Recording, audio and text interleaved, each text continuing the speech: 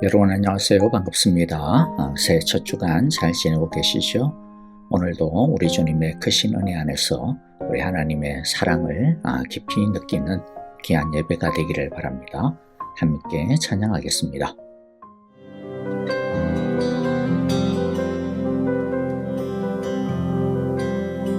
복의 근원 강림하사 찬송하게 하소서.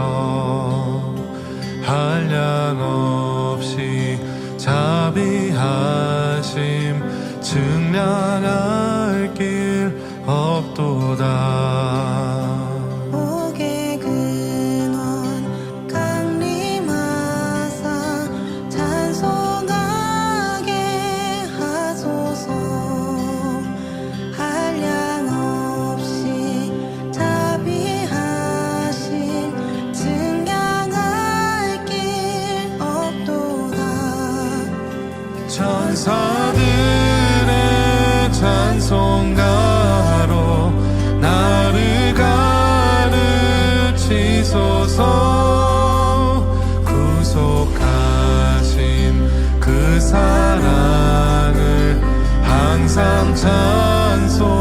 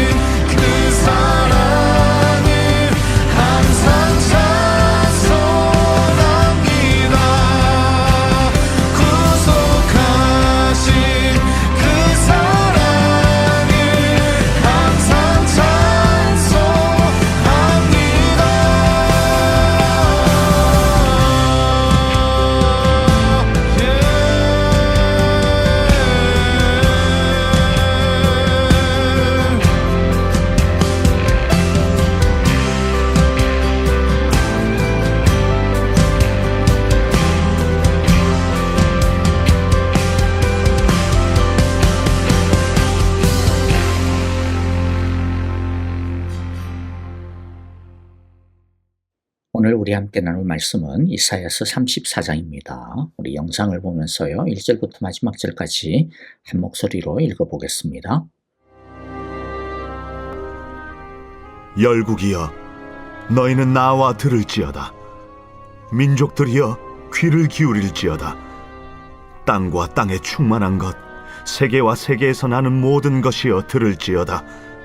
대저 여호와께서 열방을 향하여 진노하시며 그들의 만군을 향하여 분내사 그들을 진멸하시며 사륙당하게 하셨은즉 그 사륙당한 자는 내던진 바 되며 그 사체의 악취가 솟아오르고 그 피에 산들이 녹을 것이며 하늘의 만상이 사라지고 하늘들이 두루마리같이 말리되 그 만상의 쇠자나무 포도나무 잎이 마름 같고 무화과나무 잎이 마름 같으리라.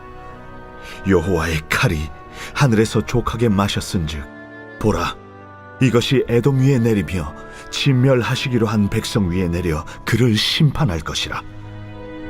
여호와의 칼이 피, 곧 어린 양과 염소의 피에 만족하고 기름, 곧 순양의 콩팥 기름으로 윤택하니 이는 여호와를 위한 희생이 보스라에 있고 큰 사륙이 에돔 땅에 있습니다. 들소와 송아지와 숫소가 함께 도살장에 내려가니 그들의 땅이 피에 취하며 흙이 기름으로 윤택하리라. 이것은 여호와께서 보복하시는 날이요 시온의 송사를 위하여 신원하시는 해라. 에돔의 시내들은 변하여 역청이 되고 그 티끌은 유황이 되고 그 땅은 불붙는 역청이 되며 낮에나 밤에나 꺼지지 아니하고 그 연기가 끊임없이 떠오를 것이며 세세에 황무하여 그리로 지날 자가 영영이 없겠고 당아새와 고슴도치가 그 땅을 차지하며 부엉이와 까마귀가 거기에 살 것이라. 여호와께서 그 위에 혼란의 줄과 공허의 추를 들이우실 것인즉 그들이 국가를 이으려 하여 귀인들을 부르되 아무도 없겠고 그 모든 방백도 없게 될 것이요 그 궁궐에는 가시나무가 나며 그 견고한 성에는 엉겅퀴와 새품이 자라서 승냥이의 굴과 타조의 처소가 될 것이니 들짐승이 이리와 만나며 순념소가 그 동류를 부르며 올빼미가 거기에 살면서 쉬는 처소로 삼으며 부엉이가 거기에 깃들이고 알을 낳아 까서 그 그늘에 모으며 솔개들도 각각 제 짝과 함께 거기에 모이리라. 너희는 여호와의 책에서 찾아 읽어보라. 이것들 가운데서 빠진 것이 하나도 없고 제 짝이 없는 것이 없으리니 이는 여호와의 입이 이를 명령하셨고 그의 영이 이것들을 모으셨습니다. 여호와께서 그것들을 위하여 제비를 뽑으시며 그의 손으로 줄을 띄어 그 땅을 그것들에게 나누어 주셨으니 그들이 영원히 차지하며 대대로 거기에 살리라. 2025년 새해 첫 주간입니다. 올 한 해 동안도 하나님의 크신 은혜 안에서 예수님의 깊은 사랑 속에서 성령의 친밀한 인도하신 가운데 살아가는 귀한 한 해가 되기를 바랍니다. 새해 첫 주간 우리에게 주시는 하나님의 말씀은 심판의 메시지네요. 혹시라도 그래도 새해 첫 주간인데 좀 희망적이고 진시적인 말씀, 용기와 사랑을 주시는 말씀으로 설교하지 왜 하필이면 좀 이렇게 우울하게 심판의 말씀을 가지고 설교를 하실까 아쉽다. 그렇게 생각할 수도 있겠는데요. 여러분 저를 너무 미워하지 마시고요. 제가 일부러 고른 말씀도 아니고 우리가 매일 예배 순서를 따라 하다 보니까 오늘 이 말씀을 우리가 함께 나누게 되었네요.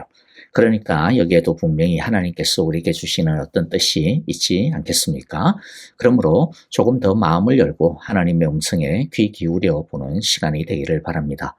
오늘의 말씀은 분명히 심판의 메시지지만 그러나 무조건 혼나봐라, 벌 받아라 그런 나쁜 의도의 말씀은 아닙니다.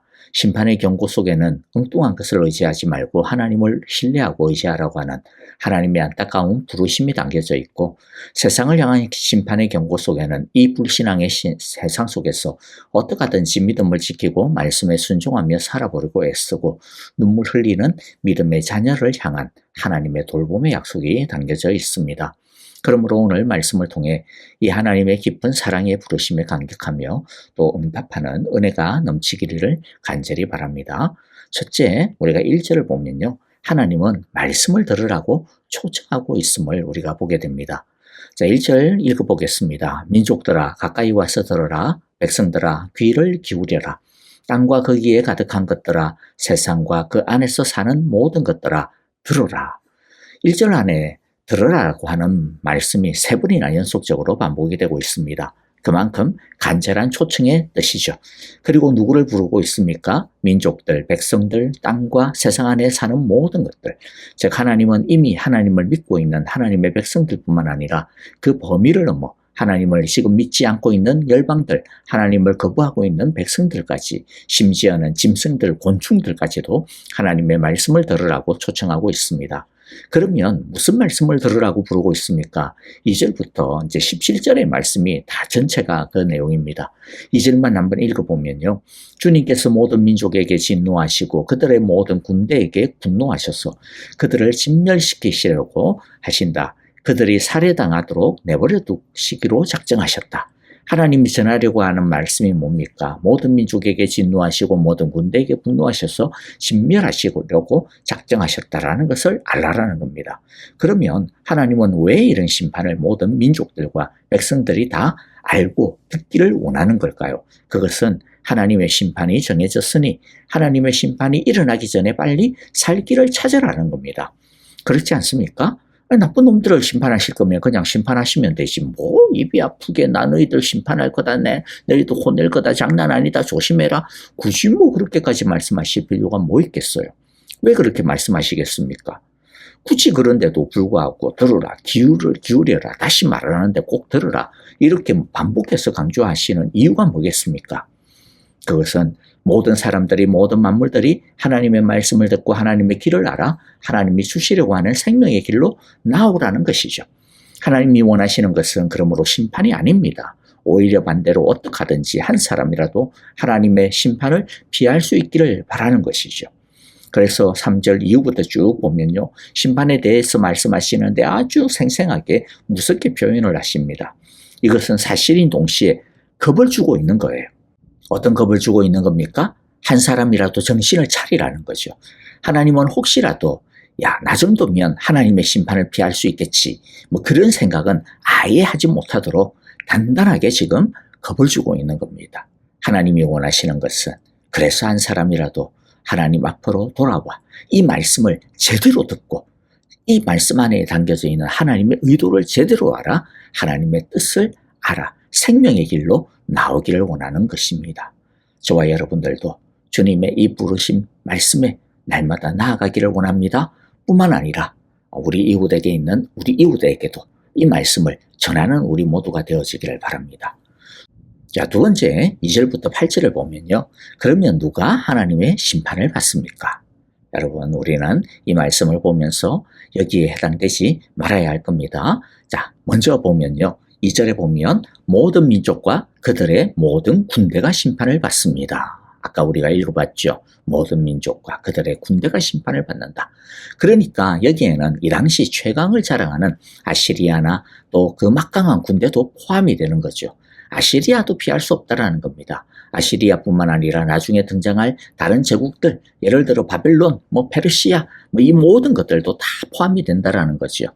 이것은 아시리아나 바벨론이나 이집트, 페르시아 또는 아니면 그리스 제국만을 뜻하는 게 아닙니다. 자기가 최고라고 믿는 이 세상에 오고 오는 모든 힘들, 모든 권력들, 모든 통치자들, 아니 자기가 잘났다라고 믿는 모든 사람들에 이르기까지 결국에는 하나님의 심판의 칼날 아래 진멸당할 것이라는 겁니다.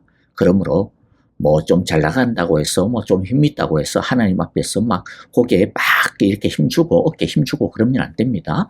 우리는 오직 하나님 앞에 겸손하게 엎드려야 할 것입니다.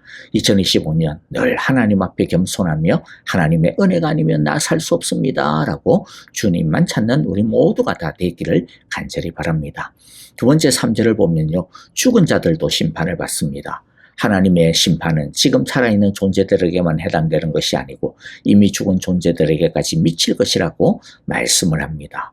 그뿐만 아니에요. 4절에 보면 해와 달과 별들도 심판을 받는다라고 말씀합니다. 자, 그런데 여기서 해와 달과 별들이라고 하는 것은요. 하늘에 있는 물리적인 천체들을 말하기도 하지만은 동시에 영적인 존재를 뜻합니다. 오히려 이게 더 이 당시에는 좀 더 분명한, 좀 더 본질적인 뜻이라고 볼 수가 있어요.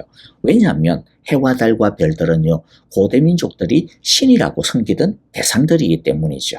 하나님의 심판은 자연세계뿐만 아니라 당시에, 아니 지금도 사람들이 믿고 있는 거짓된 신들, 거짓된 우상에 이르기까지 미칠 거라는 것이죠. 세상이 믿고 있는 그 모든 거짓된 것들은 사람들을 도울 수 없을 것이다. 너희를 도울 수 없을 것이다. 라고 하는 것을 말씀하고 있는 것입니다.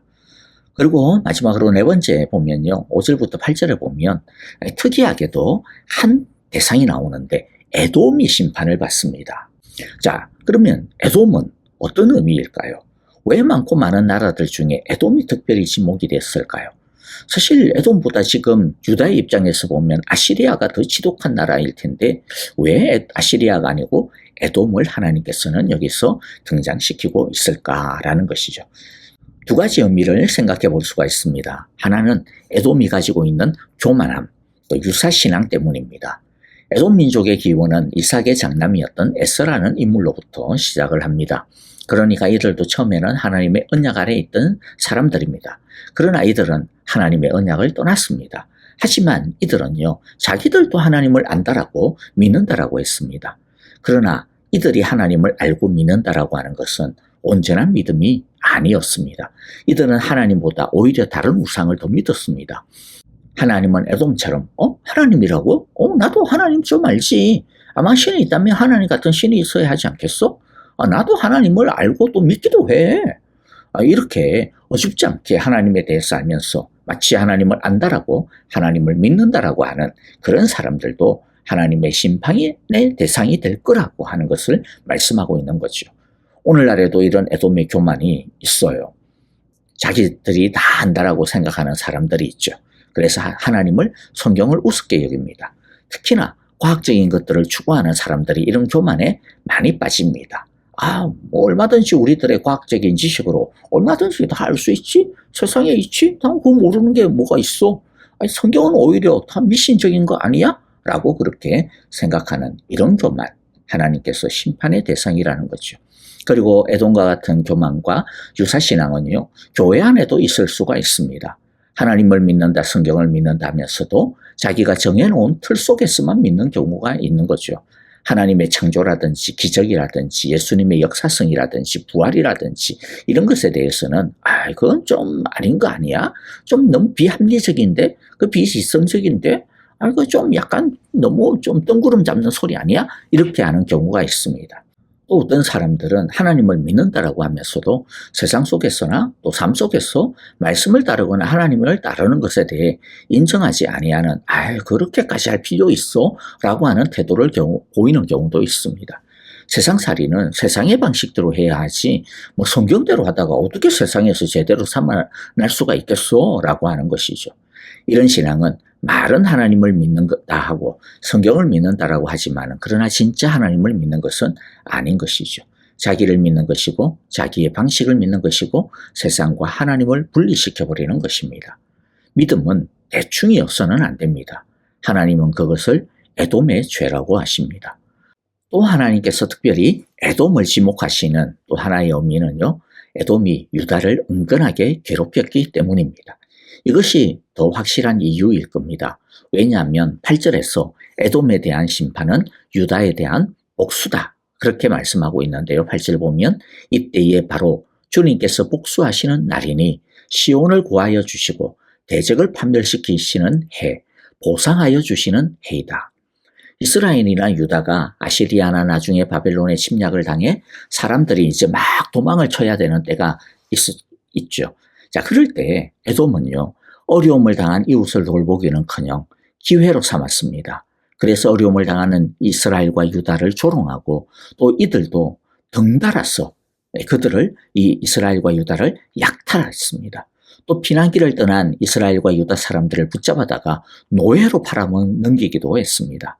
이런 에돔의 죄악을 가장 잘 고발하고 있는 성경이 어디냐면 바로 오바댜 선지서입니다. 하나님은 이런 에돔의 죄를 심판하시는 겁니다. 그러면서 에돔에 대한 심판은 유다에 대한 복수라고 하십니다. 그 말은 무슨 뜻입니까? 유다가 당하는 어려움은 하나님 자기 자신의 어려움이라는 것이죠.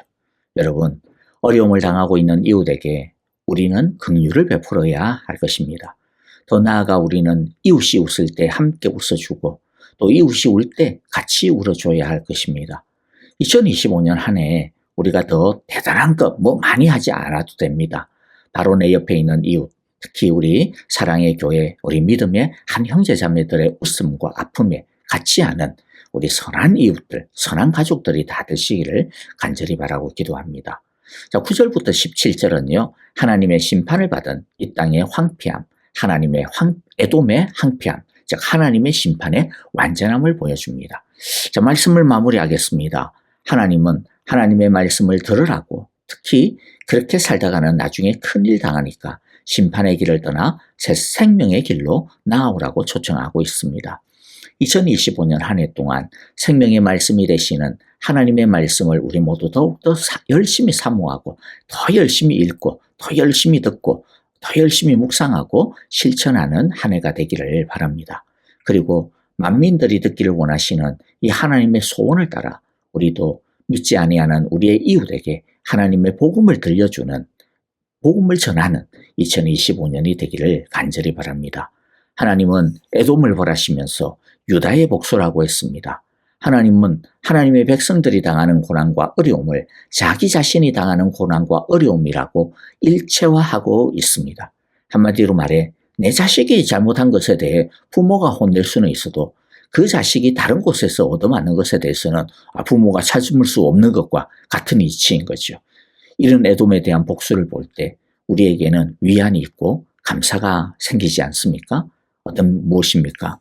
하나님은 우리가 고난당하고 어려움 당할 때 하나님은 우리 때문에 아파하시는구나. 우리가 공격당하는 것을 보면서 하나님 분노하시는구나. 그리고 나중에는 결국에는 우리를 지키시고 우리를 대신하여 싸워주시는 것이구나 하는, 하나님이 진짜 우리의 아버지시구나 하는 위안과 감사를 느낄 수가 있는 것이죠. 여러분, 2025년 한 해 동안도 우리의 아픔과 함께 해주시고 함께 울어주시고 또 함께 싸워주시는 하나님을 바라보며 힘든 일을 당할 때 위로를 받을 수 있기를 바랍니다. 또 그럴 때마다 우리 주님께 나와 엎드리며 그분의 은혜를 의지하는 위로를 또 축복을 받기를 간절히 바라고 기도합니다. 아멘. 자, 오늘 우리에게 주신 귀한 말씀들 마음 가운데 새기면서요, 우리 함께 기도하도록 하겠습니다. 2025년 한 해 동안도 말씀의 일상화, 예배의 일상화를 더욱더 이루며 주의 말씀을 더 듣기를 원합니다. 또 뿐만 아니라 이 주님의 말씀을 믿지 아니하는 이웃에게 전하기를 원합니다. 들려주기를 원합니다. 그렇게 기도하고요. 우리 교회와 형제자매들을 위하여 기도합니다. 특별히 이제 코스타리카 단기 선교가 얼마 남지 않았습니다. 여러분들 준비하고 떠나는 우리 단기 선교 팀들을 위해서 무엇보다도 건강을 지켜주시고 성령 충만하게 하여 주시고 사랑 충만하게 하여 주시고 또 그곳에 가서 기쁘고 행복하게 섬기게 하여 주소서. 우리 그렇게 기도해 주시기를 바랍니다. 그리고 또 우리 아프신 분들, 여러분들 계속해서 기도해 주시기를 바라요. 특별히 우리 다니엘서 형제를 위하여서 여러분들 기도해 주시면 감사하겠습니다. 우리 선교사님들을 위하여서도 우리 함께 간절하게 기도하며 이제 찬송하며 기도하겠습니다.